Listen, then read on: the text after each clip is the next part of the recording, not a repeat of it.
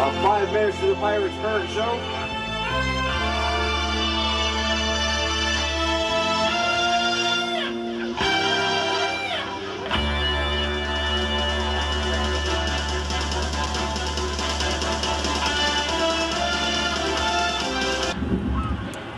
Alright, wave it around.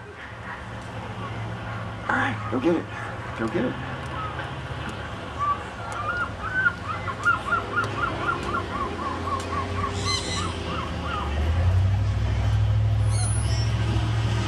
Come on, Dodger. Alright, there was one more out there. Both of them were out here trying to do it for a long time. We'll give everybody a chance to do the dollar bill trick again at the end of the show. So even if we miss you, we'll get a chance to do the dollar bill trick. As many times as you want, even. Go get it.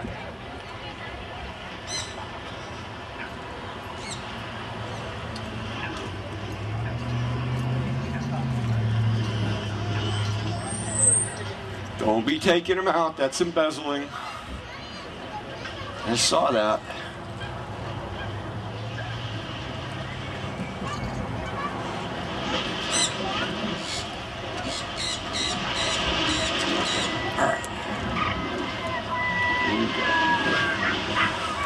Alright, you guys having fun here at the LA County Fair today? Can you say "Arr, matey"? There's a little pirate potential out there, alright. Well, I'm Captain Christopher Bureau, you can call me Captain Christopher. And I brought a few of my birds here to teach you a little bit about parrots. I'm going to do a little different kind of parrot show here, what you may have seen elsewhere, more of an educational format. I will have the birds do some fun stuff, but for the most part, I'm going to talk to you about parrots. After that, I'm going to give you a chance to ask a few questions, and you get to come up here and hold and pet some of the birds. So if you have questions, keep them in your mind, give you a chance to ask some questions at the end of the show. Alright. Anybody out here seen our show before? There's a few, alright. How many people out here have never seen our show? Should be everybody else. How many people this is their first time seeing our show? Should be the same bunch. Just checking to make sure you're paying attention, because I'm going to ask you to do things every once in a while on the show. I want to make sure that everybody's participating. Try to get you all involved. In fact, speaking of participating, I need one adult volunteer. One person that can sit here for the entire show. One adult volunteer. Is that your hand up? Yes or no? Alright, come on up here.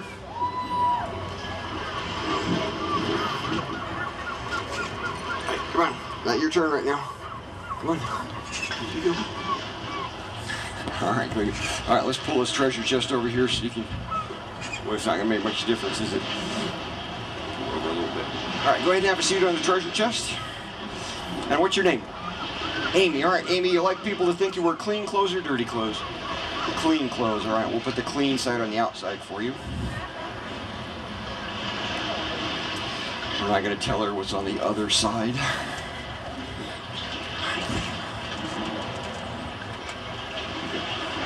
Come on, Sunday. Come here. Come on.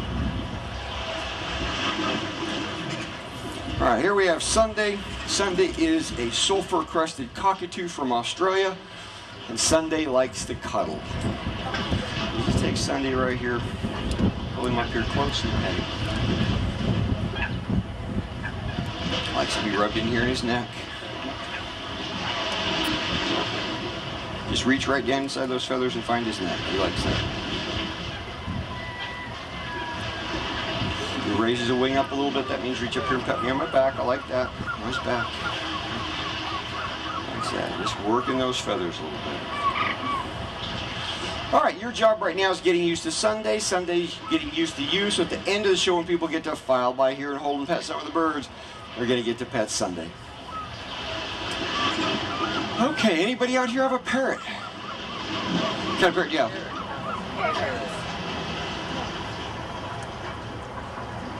Green and has a red head. Okay. Is it, you see there's two big green ones right up there?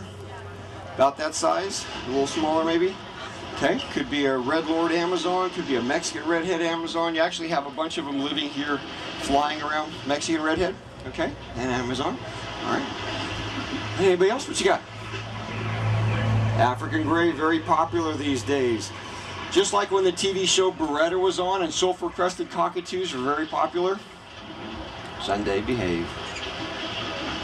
Just sit with him for a few minutes, let him kind of calm down.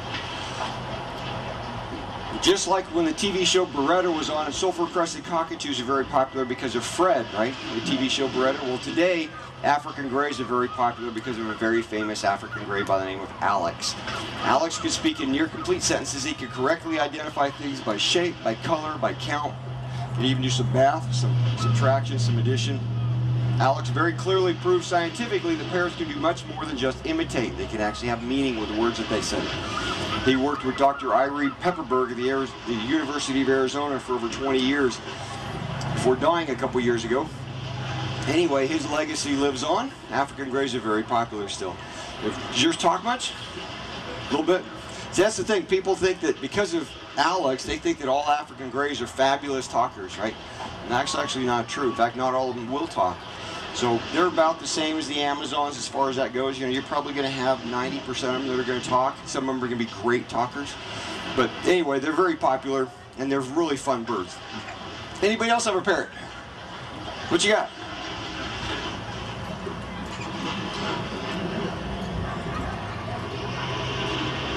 Okay, say it again. Blue-faced parrot. From Africa. Not sure about that one. All right, cool. There's over 350 different species of parrots, and I'm familiar with a lot of them, but not all of them. All right, anybody else have a parrot? You get them all? Oh, what you got? No? She has a puppy. She named it Parrot. That works. All right. Well, it's always fun to find out who out in the audience has a parrot, because when I get to asking questions about parrots, it's nice to know who should be able to answer those questions, right? I mean, after all, if somebody puts their hand up there and says they have a parrot, they should know what makes a parrot different from other birds, shouldn't they? Otherwise, how do they know they have a parrot? They might have a chicken they spent too much money on. Anyway, it's always fun to find out what people think makes a parrot a parrot. So somebody put your hand up here and tell me what makes a parrot different from other birds. What makes a parrot a parrot? Let's take some guesses. Oh, what? Their colors. Okay, what's different about their colors? They're very bright. They're very bright. Okay, so that's a great answer. It's actually the number 2 most common answer that I hear. Parrots have bright colors. It's a good answer. So let's see here. All birds that have bright colors would be a parrot. What about ducks and pheasants and peacocks? They've got bright colors. Are they parrots? No. Good answer, but thanks for playing. Here's a gold nugget for trying. Let's try another one. What makes a parrot different from other birds? The curve. Oh, let's let him say it to the microphone. Curved beak. Curved beak. That's a great answer. So let's see here. All birds that have curved beaks would be a parrot. So hawks and eagles have curved beaks. Are they parrots? No. Good answer, but thanks for playing. Here's a gold nugget for trying. Let's do one more. This time I want a correct answer. If you're wrong, you'll meet 10 push-ups right here on the dock. Any takers? Anybody feeling brave? All right, come here. Come on up here. Let's see what she says. You are the next contestant. Come right on up here on what makes a parrot a parrot. All right, what's your name? Nicole. Nicole, all right, Nicole, and you understand the rules here, right? Give me a correct answer, you get 1 gold nugget. Give me an incorrect answer, you're doing 10 push-ups right here in front of all these people. Do we have a deal? Yes. And you know what push-ups are, Nicole? Yes. And you can do 10 good push-ups? I could probably do 5. Uh-oh. Have you ever cheated a pirate before? Of course not, you wouldn't be here. All right, so here we go, Nicole, for 1 gold nugget or 10 good push-ups. What makes a parrot different from other birds? Their feet. Okay, what's different about their feet? They have 2 in the front and 2 in the back. They have 4 feet. They have 4 toes. Toes, okay, so they have 2 toes forward and 2 toes backwards. Yeah. By any chance, you know what that's called? No. No, that's good. She actually gave you a correct answer. She avoided push-ups. Whoops, and I bounced it out of her hand. Mine fell on the floor? What? Oh, yeah, you're... Anyway. So give Nicole a big round of applause for a correct answer. We don't get correct answers very often. Where'd you learn that, by the way? You like birds? Okay, excellent, excellent. All right, so let's go ahead and go through this. There's roughly around 9,800 different species of birds in the world. And those 9,800 different species of birds have been broken up into groups that we call orders of birds. And there are 27 different orders of birds. And every bird fits into one of those 27 different groups. Then they're broken up into smaller and smaller groups called families and subfamilies and genus, and on down the line into smaller and smaller groups. The order of birds that we have represented here today is known as Psittaciformes. Can you say Psittaciformes? Psittaciformes. Great big word, basically means parrot, because there's only one family of birds in the order of birds known as Psittaciformes. That's the parrot family. Most orders have several different families, but parrots are so distinct from other birds that they have their own order all to themselves. So out of 9,800 different species of birds and 27 different orders, one of those orders is dedicated just to parrots. All right, now there's around 350 different species of parrots, and they all have two main things in common. Two main things. So when you see these two things in a bird, you know you're probably looking at a parrot. This is not an exact rule, but it's pretty close. All right, here we go. First thing, hold your hand up near like this. Come on, adults, it's not that tough. You got 4 fingers to point one direction, 1 thumb points the other direction. 4 and 1. This thumb, stick it out here in the other direction. That's very important. That's what lets you grab a hold of things and squeeze things. Reach over and grab a hold of your wrist. You can tug, you can twist, you can pull, but you can hold on to it pretty well, can't you? Pretend you don't have a thumb. Put your thumb on the side of your hand. Now grab a hold of your wrist. You can tug, twist, and pull it right out of there. Thumbs let you hold on to things. Can you imagine life without thumbs? Be kind of different, wouldn't it? How about baseball? No thumbs, you'd swing the baseball bat, you'd throw it, third baseman. Because you couldn't hold on to it. How about tying your shoes with no thumbs? You might try that sometime, that's not so easy. Hitchhiking would really get tough, wouldn't it? All right, parrots, they use their feet a lot like we use our hands. They use their feet to hold on to branches, toys, and food.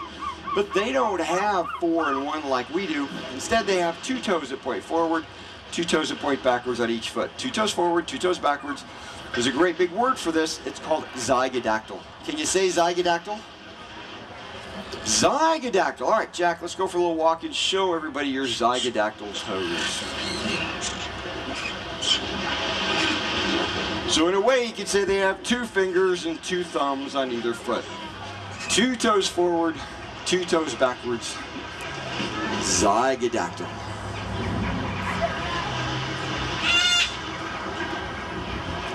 Now, most birds do in fact have 4 toes. They're just arranged 3 and 1 instead of 2 and 2.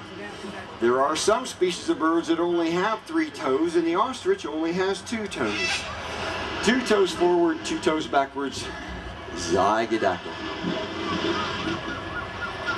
Parrots are left and right-handed. About 90% of all parrots are left-handed. This is similar to humans, except for about 90% of all humans are right-handed. 2 toes forward, 2 toes backwards. Zygodactyl. Of course, now you're thinking, how do you tell if a parrot's left or right-handed? Well, parrots are one of the few species of birds that actually use their feet to pick things up. Relax, Jim.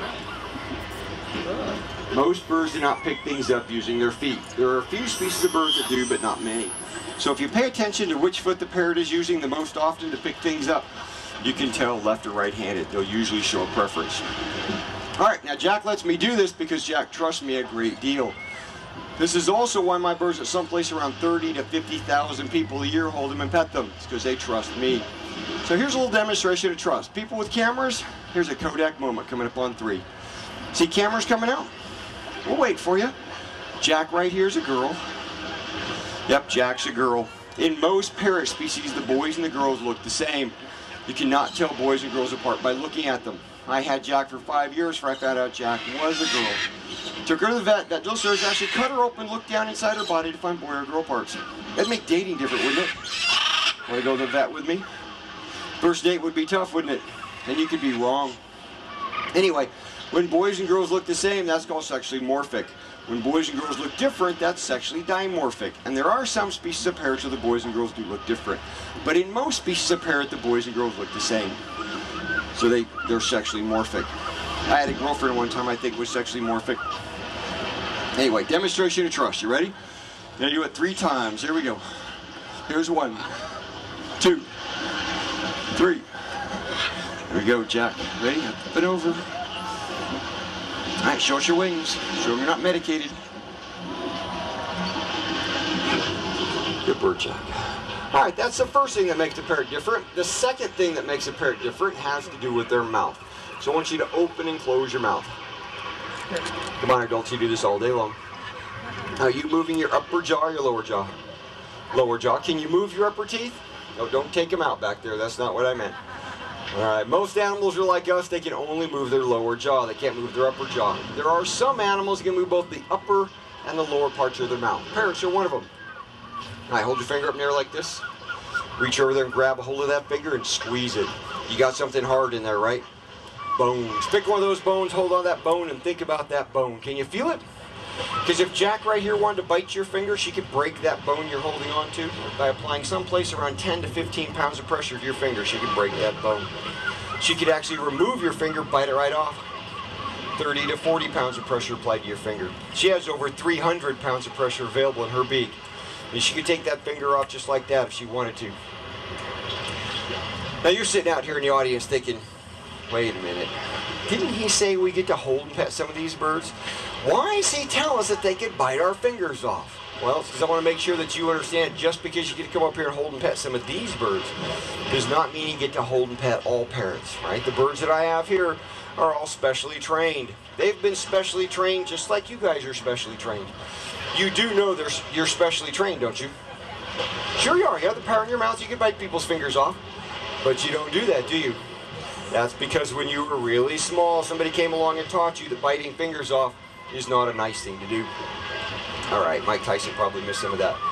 Anyway, we've had to teach our birds the same thing so they're not going to bite your fingers off. But what about the birds in a pet store? What about the birds your friends and neighbors have? Are they trained the same way that my birds are trained? No, they're not, are they? So it's very important, if you value your fingers, that you do not play with the birds in pet stores. I'd like to hear everybody say, do not play with the birds in pet stores. Not play with the birds at the pet store. Thank you. It's not because they're mean, it's because they haven't been trained yet. They need to be trained first. All right, those are the two main things that make a parrot different from other birds. Lots of other things that make them interesting. The first thing that usually comes to mind when we start talking about parrots is the fact that many can learn how to talk. Now, we like the fact that they can talk. It's made them popular. It's made them famous. But it's not what makes a parrot a parrot. There are many other species of birds that can learn how to talk. Crows, blue jays, starlings, magpies, lots of them. And not all parrots will talk. But it is fun. So would you like to hear a parrot talk? Yes. Would you like to hear a parrot talk? Yes. All right, let's see if we can get somebody to talk to you.